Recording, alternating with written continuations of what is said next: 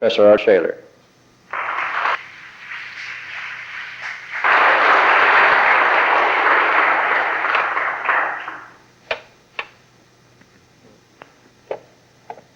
Well, how am I going to read my notes? There it goes. Okay.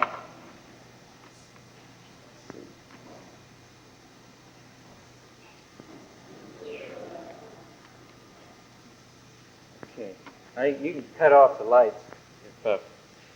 That last thing was sort of like the travelogue before the film, I guess. The name of my talk might be Bananas and Bad Taste, or it's really a chance for me to show some of my non-architectural work, or really more than just my work, some other artists involved in the use of bad taste elements or kitsch elements in this case fine arts, or mostly painting and sculpture. Kitsch may be a new word for some of you, but it really means to cheapen, or it's becoming a very common word in our vocabulary, and it goes beyond just the ordinarily mundane or the hackneyed or banal. There's a certain special quality of, well, it's hard to define the term in itself, and I've got eight categories that if a piece falls into one of those, at least two, you can be pretty sure it's a kitsch piece.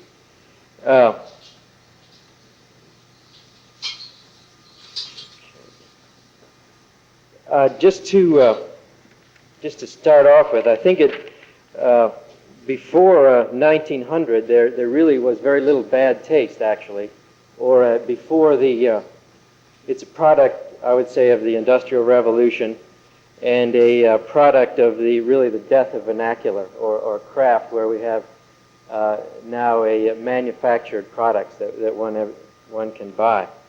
The one slide is obviously a Victorian parlor, and the other one a 1950s parlor.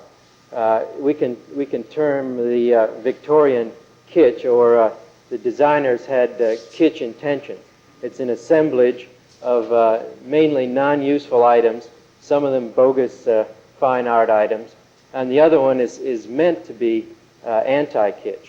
We have to start back a little bit in between these 2 years, and if we go back to the 20s, when there was an obvious abandoning of the over-romanticized, we get into the utilitarian and machine aesthetic. Now, it's carried much farther, and actually the 1950s interior might be termed anti-kitsch, but when we look at it now, it certainly is. I'm going to read a list just to maybe help define the question or the issue that's very difficult to define, of the furnishings that exist in a typical Victorian room. And the list probably is the length of my arm. I'll just go to my wrist. It's one paraffin lamp, one sewing machine, one footstool, 12 pictures, one desk, one glove box, one work basket, 12 cups, 12 saucers, one teapot, 14 teaspoons, one sugar bowl, one pair of sugar tongs, one tea strainer, one elephant tusk, one pipe rack, one matchbox, one paper case, 2 ink wells, one spinning well, one seal, one stick of sealing wax, one lemon squeezer, one snuff box, one musical box, one wood carving, one Chinese hourglass, one cornice with columns, 4 dowels, one small glass showcase, 3 leather miner's lamps, and so on. Okay, so that's just up to my wrist. Now, on the other half, I'll read the equal proportion of what exists in that room, or a room similar to it. 1 coffee table, 1 standard lamp, 1 TV, 1 transistor radio, 1 record player, 3 chairs, 1 easy chair, 3 cushions, 1 radiator, 1 humidifier, and 1 ceiling light, 40 records, and 1 camera. Okay, so the gives you an idea that there's a different viewpoint toward the over-romanticized and, in this case, the over-utilitarian. Now, this is an example of art for everyone. One is historical cherubs printed on the Kleenex, so every time you blow your nose, you get a little fine art.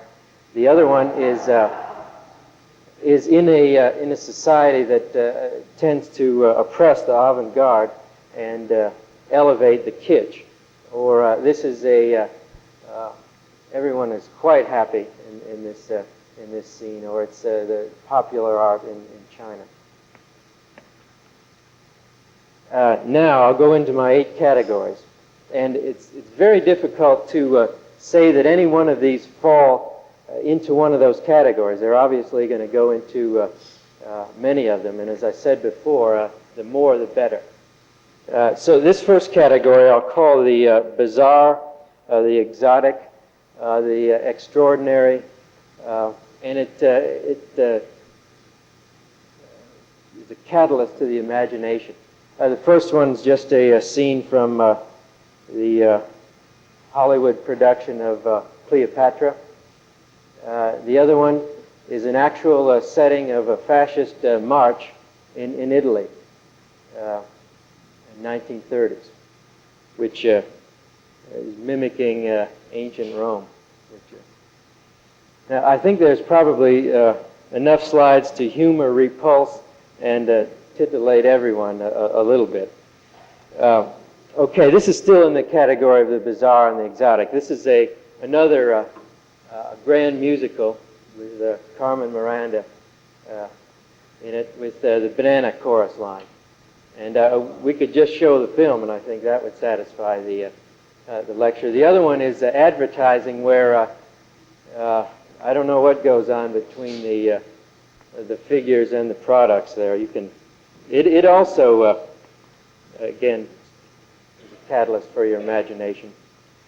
These are a little calmer, but certainly exotic. One is the entry to an aquarium building, and the other one a common chair, an inflatable chair with a life of its own. Okay, now I would say these are in the bizarre, exotic category also. The colossal chastity belt and a scene from Barbarella, where the winged deity reappears in a new form. Okay, now we go into my second category, which is a missed intention, and it's not a near miss. It's a fairly blatant miss. The third one is Sophia Loren posing for a breast cancer ad, which is it misses the point, and it causes you to have new interpretations. This one, although the Olivetti company is known for its quality design, one of their first ads for the benefits of the automatic typing machine. Yet when we look at it now, it's a love affair between secretary and machine, and just the look on the face in both of them are missed intentions. These are the kinds of postcards you pick up in a motel, that you write home and say, we're having a great time. One is an incredibly bombed out environment. The other one is airbrushed and stylized, and I don't know, this is probably in Santa Claus, Indiana, and it's not much of the North Pole. Okay, we're still in missed intentions. One is a flyer or a poster for a religious group that's putting on a pageant or a show dealing with the Assumption of the Virgin Mary. The trouble is, it looks like she's being shot with a cannon or has a backpack flying up into the heavens. The other one is from one of our architectural magazines, where they're really, if you can discover it, they're advertising their special casement window. But it's in the setting of a bogus sculptor with a wild look in his eyes, and in the midst of a very sterile, clean studio. I mean, they're totally incompatible images. Okay, we're now down to point 3. a new category of knickknacks, miniatures, and one is the peppermill of the Eiffel Tower. The other one is the ashtray of New York City. It's also, jumps into another category of the bizarre and the exotic. It's got hearts and metallic paint and everything imaginable in it. Miniatures with the Texas cake pan and the pie pan in the shape of the U.S., a bicentennial item. I call it a miniature or a knickknack, either in between. Okay, here's some miniatures. This little one was a replica of the state capitol in Vermont. You went around the corner and saw the real thing. The other one is the grand miniature of all, although it's at 3/4 inch scale, or 3/4 scale, Disneyland. There are a whole series of Swiss miniatures, the little fairy castles, and so on. All right, category 4 is the stereotype. But I guess it's got to be the extraordinary ordinary. And these are two submissions to the Tribune Tower competition. The high-rise building represents a stereotype. And we have one that was very much a humorous or a funk entry. The Doric column of Adolf Loos was non-serious. This one was dead serious. The big arch that's really a building inside with the crowd holding up the earth and so on. This is another one of them, but we built one a few years ago in San Francisco. And that looks like a candidate for a miniature on the coffee table, or another pepper grinder, or ice pick, it might be. It's now, we've got a lot of high-rise buildings around, but only a few that do reach this extraordinary ordinary quality. I think this is one of them. They're even capitalizing on the fact that they've built kind of a dog here, so they're trying to call it their symbol. All right, now category 5 is modernistic styling. Okay, it's attempting to be futuristic, or it's not being historical, which is another category. But we get this thing that is, I don't know what it is, residence, water catcher. It appears in the stage set of the film Sleeper. Over here we get a whole series of clocks. There are Aladdin's lamps and keys and electric guitars and so on. More styling. Here's the train with white walls and moon hubcaps, streamlining kind of thing, and the Norman Bell Geddes ocean liner or bathtub toy, depending how you change the. That's very serious, but they're both very serious. Although we see them as modernistic styling. In this case, we know a little bit more about speed and transportation and journeys to the moon and so on. So we have a different time frame to look at them, and they become humorous. Some more styling. The ant farm building outside of Houston, and then the non-existing fire hat firehouse. Okay. Category 6 is one that's hard to illustrate, but it deals with, I'll call it the time perspective reversal.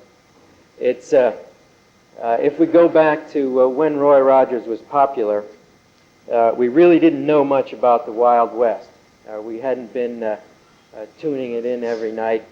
We hadn't had a whole series of informational packages come to the surface. We didn't know anything about Wounded Knee and the history of the Indians and the exploitation of the West and all the crass and seamy deeds that went on. This is it's a stereotype, but it's one that we look back now at the time that he was portrayed as a hero, and all the Wild West situations, and they become kind of humorous. The other one is obviously it's so heavy that one can't round up cattle in that outfit. And they're hoisted on with cranes and so on. Okay, category 7 is adding a little class or a generally historic beauty as opposed to modernistic styling. This is the garden on Freddy's Steakhouse in Hammond, where everything's plastic or moon rocks or chain link fence. There's another couple shots of that. It's really an attempt to bring classic beauty onto a almost industrial strip.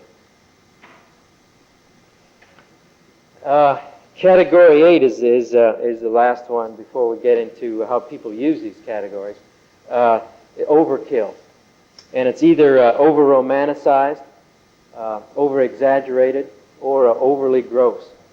This is one that's, I would say, over-romanticized. It's the airbrushed postcard that the International Friendship Gardens really aren't this dreamlike. Detroit really isn't as dreamlike as the colored fountains and all of the other things. These are the typical fold-out postcards that have a much different image than what exists. This is overly gross or overly exaggerated.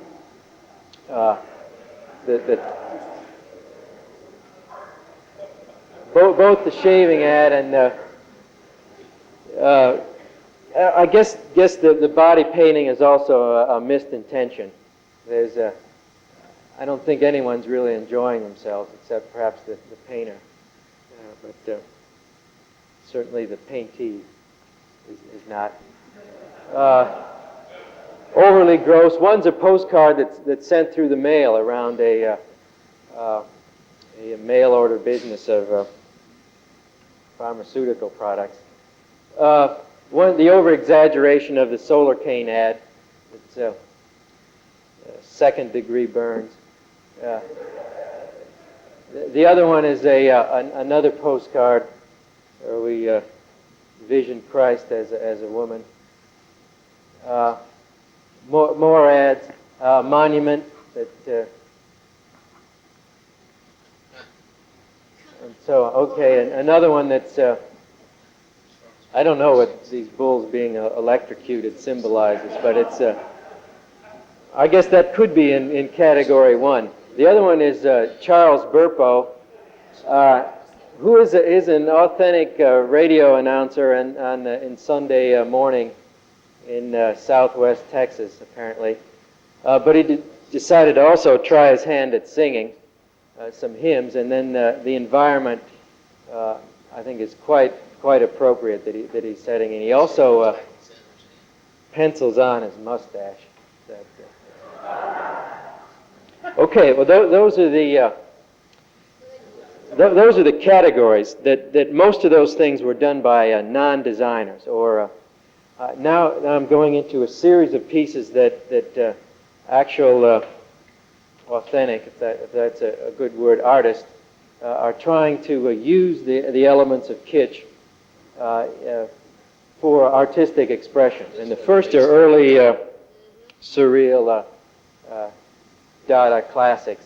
The Yang painting turned into a string instrument body, and then the neck of the string instrument with the blonde hair that one could probably brush daily.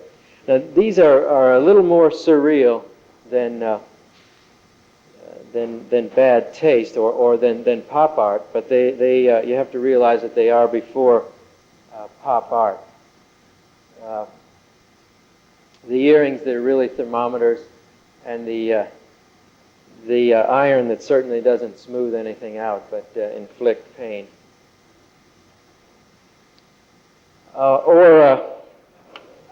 One the sautéed onions that you can't get at is a Man Ray piece, and the other one is a Fur Lunch, or I think is the title. Oppenheim is the artist. They certainly. Now you've got to think back to these 8 categories and figure out which they're employing. It's obviously the bizarre, the exotic. These are stereotypes in some ways. They are household items, or we're starting to deal with the introduction of very commonplace items used in a uncommon way.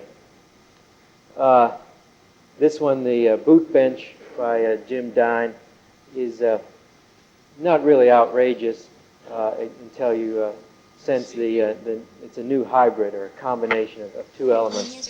Here, the plaster figure by George Siegel at the pinball machine. Let's all the detail be emphasized on the popular item versus the human item. Okay, these are true bizarre combinations or hybrids. I can just see this typewriter typing itself, or the dinosaur Volkswagen. Okay, now we're into a survey of several artists now, and a few slides of their work. This is Klaus Ohlenberg, who is one of the founders of pop art movement. But I think he does things that are beyond just the common ordinary, especially in the saw that takes on new form by being sliced or bent, folded. And you can begin to see the colossal size. It's the reverse, the miniature item reversed. And if I could paraphrase something from them, he states that he's for an art that does battle with all the commonplace items and commonplace crap and comes out on top. And I think his work does. The giant clothespin is probably now standing in Philadelphia somewhere. And he claims that the clipped portion makes a 76. It was part of the commissioned as part of the bicentennial funds. The other one is giant toilet floats on the Thames River as a fantasy monument. The clothespin appeared as a fantasy monument and is now built. Okay, we come into a series of another artist. Mel Ramos, whose preoccupation is the girly nude, and putting it in new context. And in this first series deals with what is on one the calendar art, or it's the classic, in this case, Miss Washington State apple, and then this Miss Milky Way. Okay, where he's actually taking girls appearing in centerfold type magazines, rendering them in a way that is very unreal and becomes, in this case, very, very kitsch. Okay, same artist now taking another theme, taking a shot at fashion design. These happened in maybe 1963 and beyond, where the mini skirts are these fashions with the cutout, the articulated cutout and the exposed navel.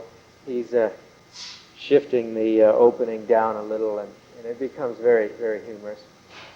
Now he deals with another theme,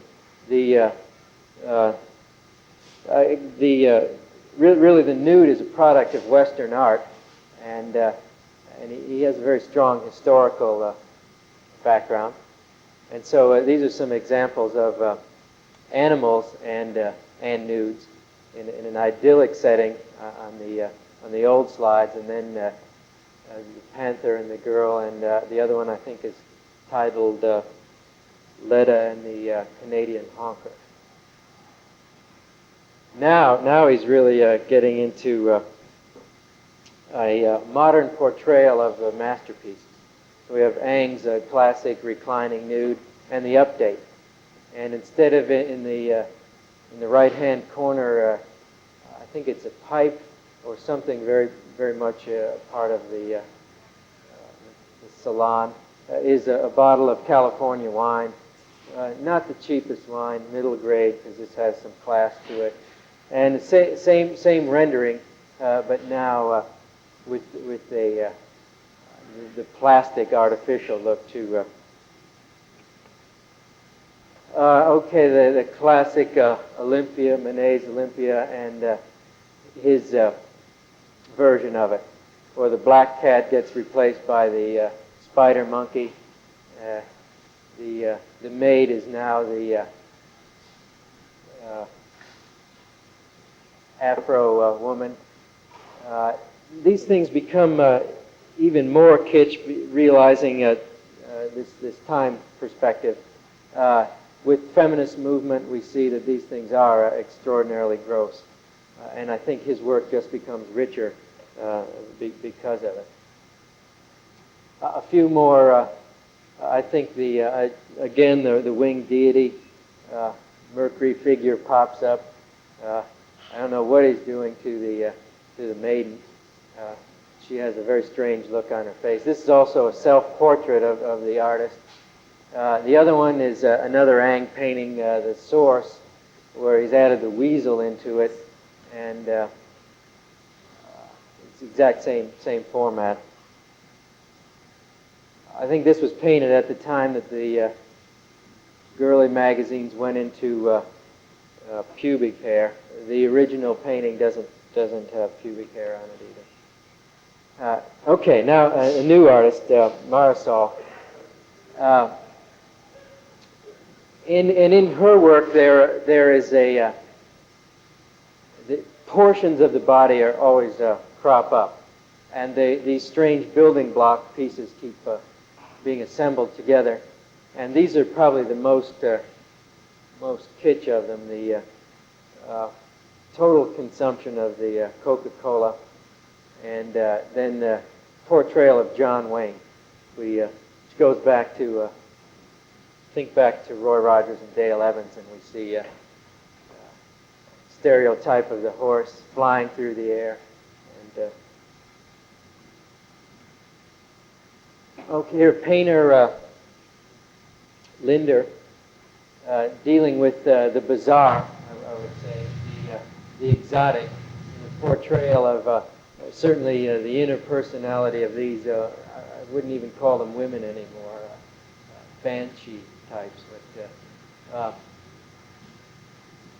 it's certainly different than that you could buy in Woolworths or very easy. They're not exotic fabrics. They're and then this goes back to styling, the selection of this classic chair styled in the 50s, where you sink down and it's really hard to get out.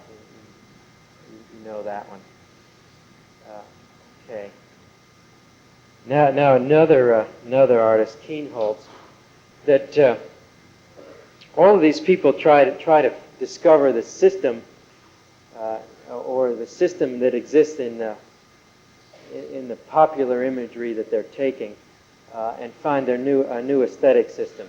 The one I think is titled "The Waiting," and that's full scale. I mean, it's an actual bird cage. There's a living bird in it. It's usually displayed in a much starker environment, so it's almost darkness. And it deals with if we go back to the Victorian room, it's all the same elements, but it's a very lonely, almost morbid portrayal. The other one is extremely gross, titled State Hospital. This is also in another enclosure where you look through, it's almost like a small chicken coop. You look through the chicken wire into it. And I think these approach the repulsing everyone, I would guess. Finally, I'm going to show a little bit of my work that, and beside the banana is an influence in them, and so is the cake and the hors d'oeuvre and a few other things. They're just this popular. I don't think there's any deep philosophical meaning in the choices of these items, and it's difficult for me to really talk a long time about the art pieces in themselves. I take, I think, rather a traditional view on what art ought to be, and that it should evoke sensation, and it should produce some sort of enjoyment.